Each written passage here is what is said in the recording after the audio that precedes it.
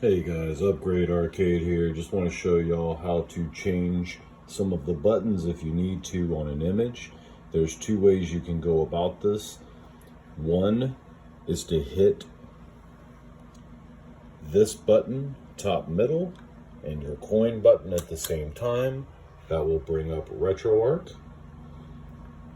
Or if you're on this screen of any game, you can hit tab on a keyboard and that will bring this up.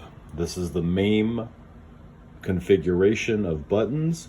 Let's just say that you need to reconfigure this middle top button, which is going to be your X button, and you want to make that one, say, a block button. On here you will see each of the buttons, button Y, button L, and then you've got some more towards the bottom for player 1, button 4, and 6. Each one is labeled. As you can see, this one says R, the one above that says A. So on any of these, let's say that A is your run and you want to change it to block, all you would do is hit the A button. That will then prompt you to assign another button. You would push whichever button you want to change it to. I'm just gonna make it back to A as it was, and then it changes it. Now, if you decide you want to do that on player 2, you will notice on here as well, you have buttons 1, 4, and 6. There is a few more up at the top as well. They are separated.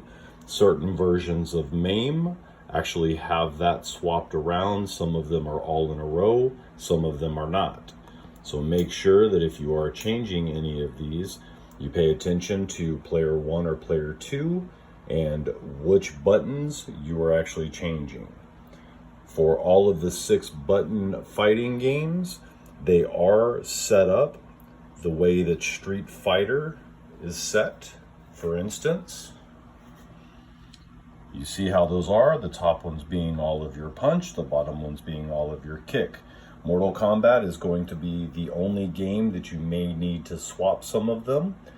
So this will allow you to do that. I would recommend to do it in MAME as opposed to RetroArch.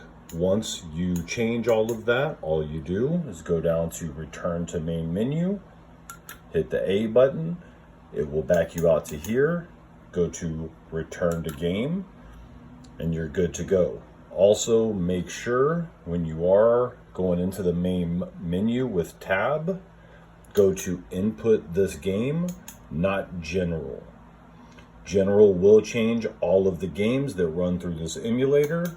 The Input this game will only change this one game specifically, as opposed to everything inside of that emulator and all of the ROMs. Take care, guys.